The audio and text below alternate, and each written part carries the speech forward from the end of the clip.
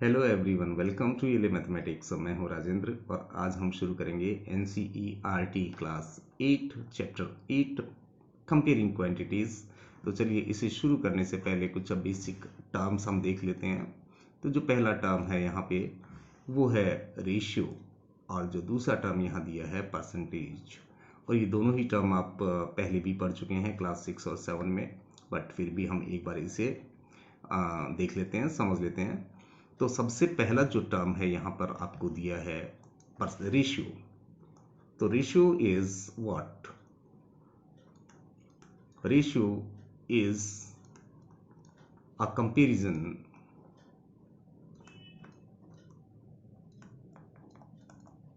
Between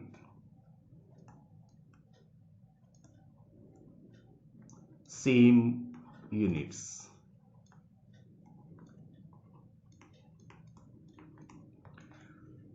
ratio जो है वो एक कंपैरिजन है between same units. Same units के बीच में कंपैरिजन है, उसे ही रेशियो बोलते हैं। और आपने कई बार ऐसे स्टेटमेंट सुने होंगे जिनमें कंपैरिजन किया गया होगा। फॉर एग्जांपल, अगर लिखा है आपका राम्स एज इज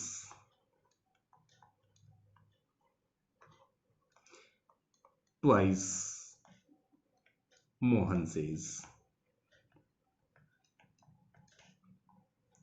अब इस स्टेटमेंट में केवल एक कंपैरिजन है।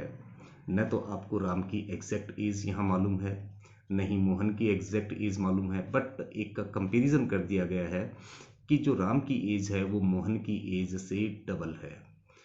अगर मोहन की एज 1 ईयर है तो फिर राम की एज जो है वो 2 ईयर्स होगी। अगर मोहन की एज 10 ईयर्स है तो राम की एज जो है वो 20 ईयर्स हो जाएगी। और दूसरा यहाँ पे देखिए कि कोई भी यूनिट भी नहीं दिया गया है, न तो यहाँ पे कुछ आपको बोला है कि एज ईयर्स में है या डेज में है, वो भी आपको यहाँ नहीं मालूम है। तो जो ratio has no units, ratio का कोई भी यूनिट नहीं होता है।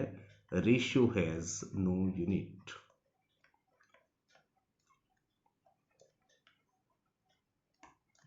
नो यूनिट क्योंकि यहाँ पे केवल एक कंपैरिजन है, एग्जैक्ट एज कुछ भी नहीं मालूम है। राम की एज जो भी होगी वो मोहन की एज से डबल होगी। अब अगर हम राम की एज को सपोज x कंसीडर करें या r कंसीडर कर लें, अगर राम की एज r है तो r is equal to twice और मोहन की एज m है तो ट्वाइस m। और इस स्टेटमेंट को हम लिख सकते हैं r अपॉन m, क्योंकि यहाँ पे मल्टीप्लाई में है 2 इंटू एम, तो r upon m is equal to 2 upon 1। 2 means 2 upon 1। तो देखिए यहाँ पे ये एक कंपैरिजन है। राम की एज अगर 2 ईयर्स है तो मोहन की एज जो है वो 1 होगी, क्योंकि ये दोनों इक्वलेंट फ्रैक्शन है। तो राम की एज अगर 2 है तो मोहन की एज 1 होगी। अब हम और भी इक्वलेंट फ्रैक्शन से लिख सकते हैं। तो 2 अपॉन 1 का अगर इक्वलेंट फ्रैक्शन लिखें तो यहाँ पे लिख सकते हैं 4। किसी भी रेशियो को अगर न्यूमरेटर और डिनोमिनेटर को सेम नंबर से मल्टीप्लाई कर दें तो हमें इक्वलेंट रेशियो मिलता है। तो 2 को 2 से मल्टीप्लाई करने पे 4 आया और 1 को 2 से मल्टीप्लाई करने पे 2 आ गया। और इसी तरह से अगर यहाँ पे 2 को हम 5 से मल्टीप्लाई कर दें तो 10 हो गया, और 1 को 5 से मल्टीप्लाई कर देंगे तो 5 हो जाएगा। तो आप यहाँ देखते हैं कि ये और ये तीनों ही इक्वलेंट रेशियो हैं, ये बराबर हैं। तो अगर राम की एज 2 है तो मोहन की 1 होगी, फिर राम की 4 है तो मोहन की 2 होगी। अब यूनिट कोई भी हो सकता है, अगर आप ईयर्स में ले रहे हैं तो राम की एज भी ईयर्स में होगी और मोहन की एज भी ईयर्स में होगी, क्योंकि ratio is a comparison between same units. यहाँ आपके यूनिट्स जो हैं वो सेम होंगे, सेम यूनिट्स। अगर राम की एज आप 10 डेज लेंगे तो मोहन की एज जो है वो फिर 5 डेज होगी। अब इसी बात को हम फ्रैक्शन में लिख सकते हैं, और फ्रैक्शन में हम इस तरह से लिखते हैं कि Ram is to Mohan is equal to 2:1, 2:1। और इसे भी हम उसी तरह से हम पढ़ेंगे कि अगर राम की एज 2 है तो मोहन की एज फिर 1 होगी। यूनिट आपकी सेम रहेंगी। राम की एज अगर 2 ईयर्स होगी तो मोहन की एज 1 ईयर होगी। राम की एज अगर 2 वीक्स होगी तो मोहन की एज जो है फिर 1 वीक होगी। तो यहाँ पे ये फॉर्म जो है इसे हम रेशियो बोलते हैं, और इसका कोई यूनिट नहीं है, ठीक है, सेम यूनिट होंगी दोनों की। और लिखते वक्त यहाँ पर कोई भी यूनिट मेंशन नहीं करेंगे, like centimetre, metre, kilogram, nothing. अब किसी भी रेशियो को हम फ्रैक्शन में लिख सकते हैं, और किसी भी फ्रैक्शन को हम रेशियो में लिख सकते हैं। सपोज आपको दिया है कि a is to b is equal to 3:4, तो यहां पर हम लिख सकते हैं a/b, क्योंकि रेशियो को फ्रैक्शन में लिख सकते हैं तो a/b इज इक्वल टू 3:4 को लिख सकते हैं 3/4। और अगर हम यहां से a लिखें तो a इज इक्वल टू हो जाएगा 3/4, और ये जो b है ये दूसरे साइड में जाके यहाँ पे मल्टीप्लाई हो जाएगा। अगर लेफ्ट हैंड साइड से दूसरे साइड में लेके जाएंगे तो जो डिवाइड में है वो आपका मल्टीप्लाई में आ जाएगा, तो 3/4 ऑफ b। तो यहाँ पर आप देखिए जो a है वो 3/4 टाइम्स है b का। तो ये रेशियो जो है वो एक कंपैरिजन ही है। सिंपली इसे इस फॉर्म में लिखते हैं, Ram is to Mohan is equal to 2/2:1, या a is to b is equal to 3:4। So ये सभी आपके रेशियोज हैं। So ratios can be written in fractions and fractions can be written in ratio. So देखिए यहाँ पे एक बार फिर और इसे थोड़ा सा समझ लेते हैं। ये यहाँ पे आपका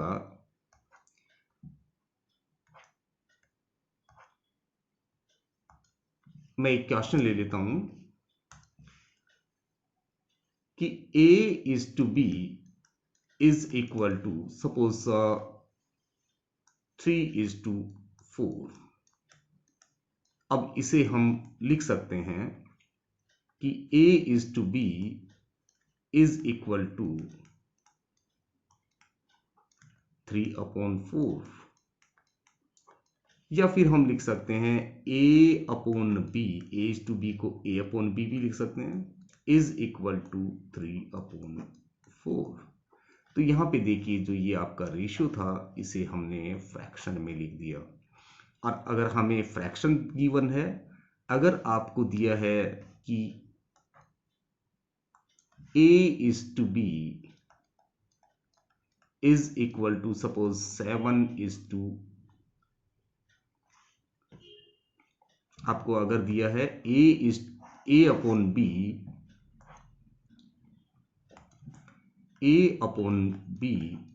इज इक्वल टू 7/5, तो ये आपका फ्रैक्शनल फॉर्म है। और इसे रेशियो में हम इस तरह से लिख सकते हैं a/b इज इक्वल टू 7:5। तो यहाँ पे आप देख रहे हैं कि फ्रैक्शंस को हम रेशियो में लिख सकते हैं और रेशियो को हम फ्रैक्शन में लिख सकते हैं। तो चलिए इतना समझने के बाद में हम एक्सरसाइज पे आ जाते हैं। तो यहाँ पर जो हमारी एक्सरसाइज है 8.1, तो चलिए देखते हैं उसमें किस तरह के क्वेश्चंस हैं, सॉल्व करते हैं। ये आपका है क्वेश्चन नंबर 1। यहां पे आपको दिया है कि find the ratio of the following. यहां पे आपको रेशियोज निकालने हैं, find the ratio of the following. अब यहाँ पे फर्स्ट जो क्वेश्चन है वो है speed of a cycle 15 kilometre per hour to the speed of scooter 30 kilometre per hour. तो यहां पे आपका एक साइकिल है,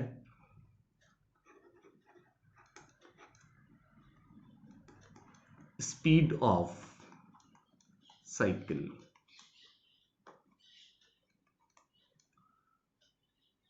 और दूसरा है speed of,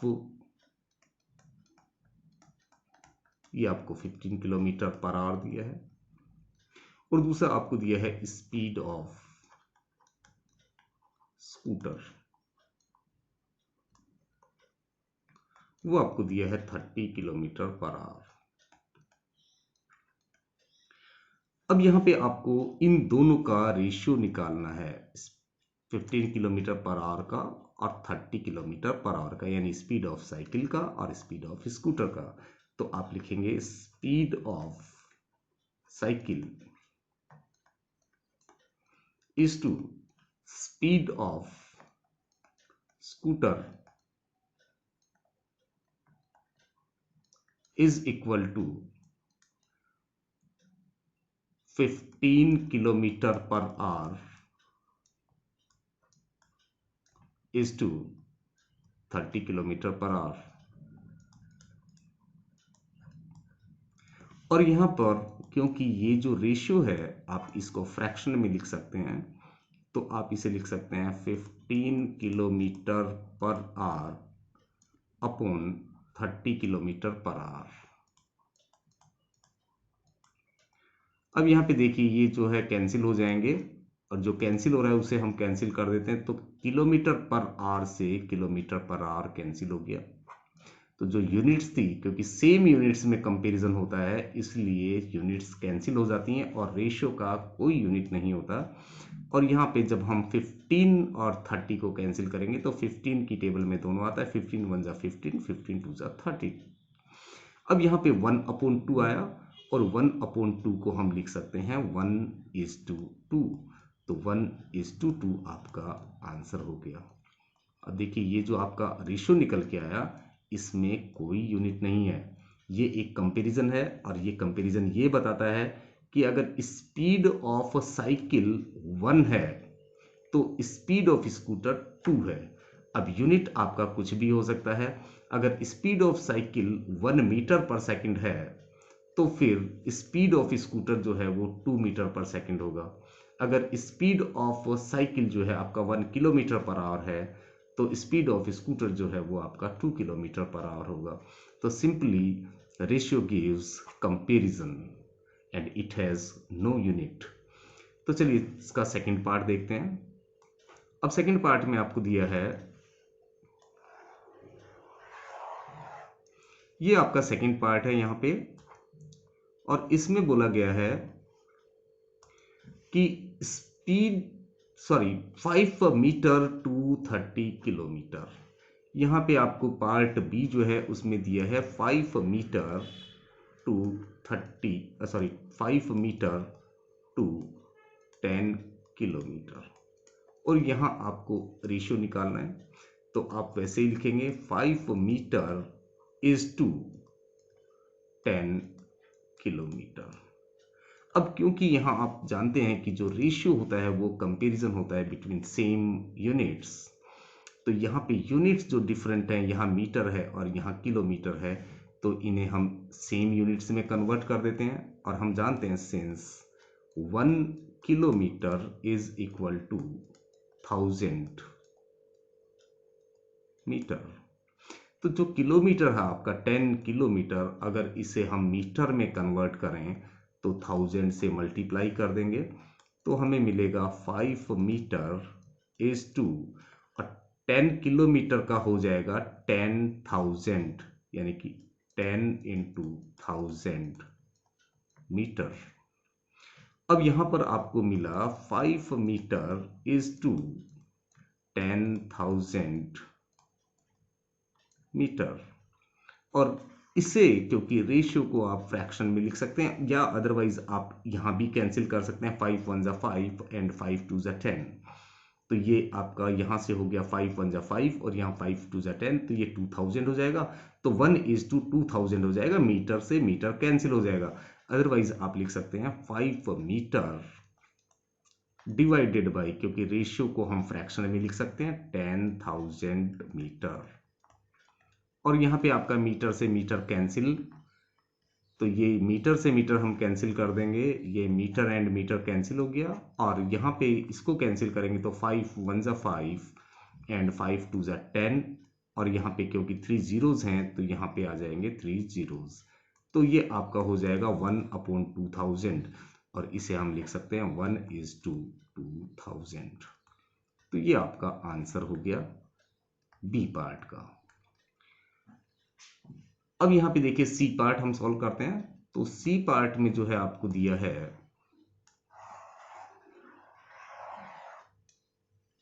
part C.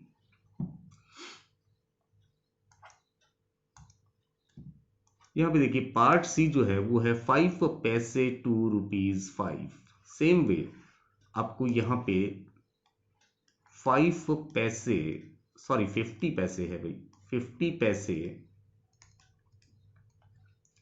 To ₹5। अब यहाँ पे आपको रेशियो निकालना है। तो यहाँ पे देखिए आप जो दोनों यहाँ पे यूनिट्स हैं वो डिफरेंट हैं, तो पहले हम सेम यूनिट में कन्वर्ट करेंगे।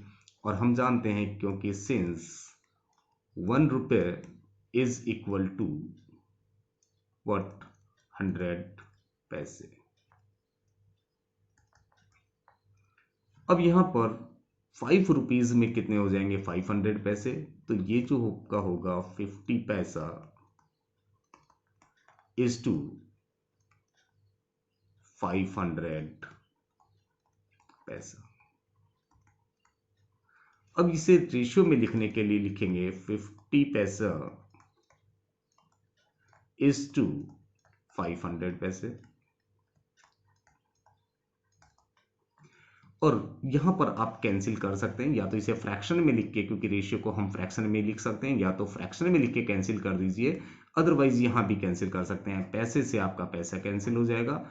और ये जो 50 की 10 में टेबल में 500 हमें मिलता है 10 टाइम्स, तो इन दोनों को आपको सेम नंबर से कैंसिल करना है। तो यहाँ डायरेक्टली आपका कैंसिल हो रहा है 50 1 ज़ा 50 एंड 50 10 ज़ा 500, तो 1:10। तो ये आपका यहाँ पर आंसर हो गया। तो इस तरह से आप इस क्वेश्चन को सॉल्व कर सकते हैं। तो आई होप ये आपको समझ में आ गया होगा। तो चलिए सॉल्व करते हैं नेक्स्ट क्वेश्चन, क्वेश्चन नंबर 2। ये आपका क्वेश्चन नंबर 2 है यहाँ पे, और इसमें जो आपको दिया है वो है convert the following ratio to percentage. यहाँ पे convert the following ratios to percentage, ये आपको रेशियोज दिए हैं और इनको आपको परसेंटेज में कन्वर्ट करना है। तो चलिए क्वेश्चन सोल्व करते हैं। ए पार्ट 3:4, ये आपका फर्स्ट रेशियो है। और हम जानते हैं कि किसी भी रेशियो को हम फ्रैक्शन में लिख सकते हैं, तो इसे लिख पाएंगे 3/4।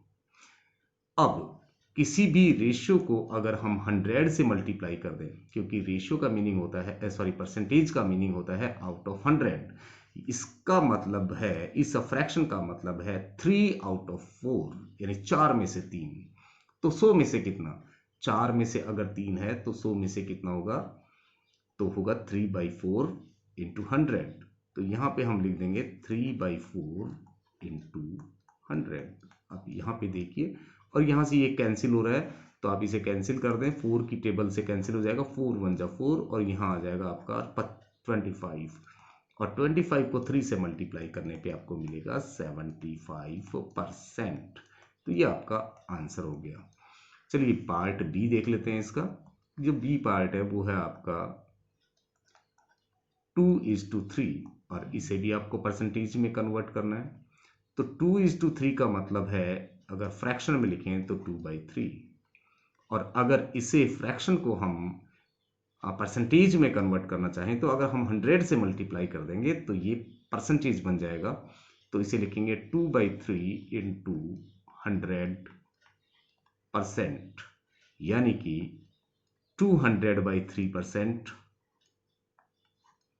और 203 में 200 में अगर 3 का डिवाइड करेंगे तो आपका आएगा 3 6 ज़ा 18, 6 2 बच गया, 23 6 जा 18, अगेन 2 बच गया, 0.66, so this much percent.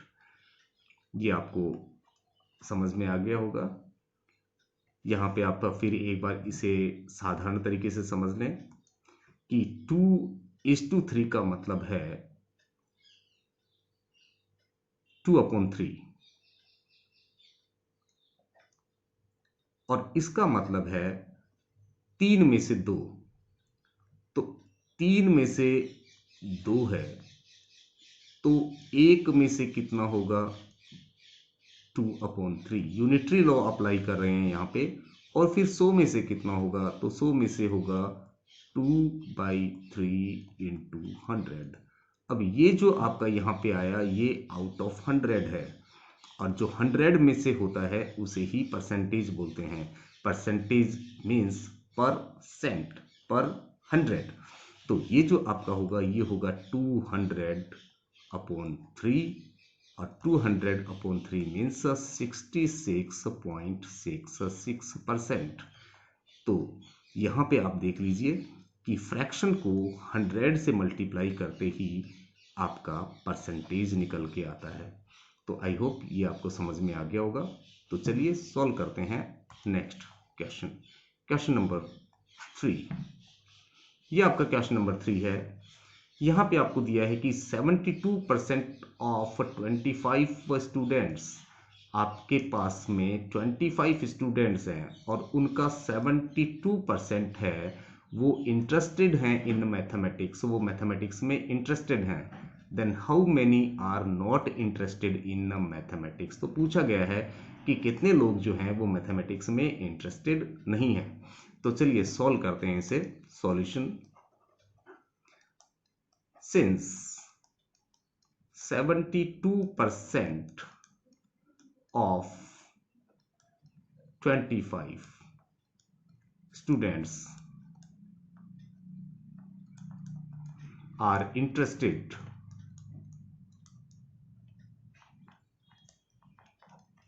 in mathematics,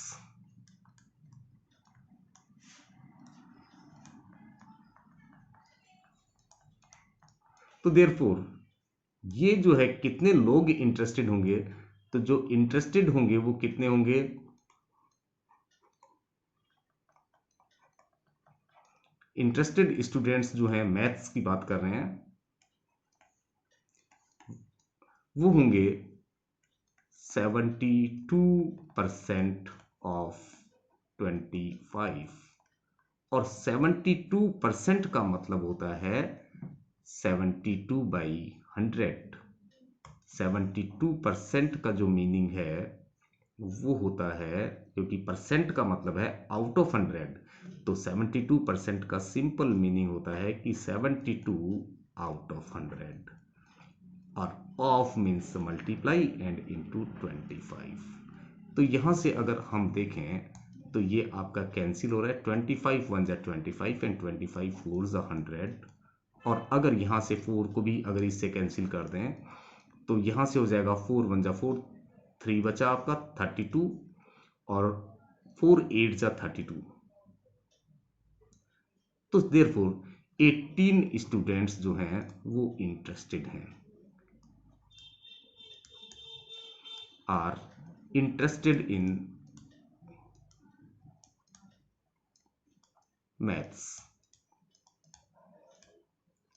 अब how many are not interested ये पूछा है, तो देयरफॉर नॉट इंटरेस्टेड जो होंगे वो होंगे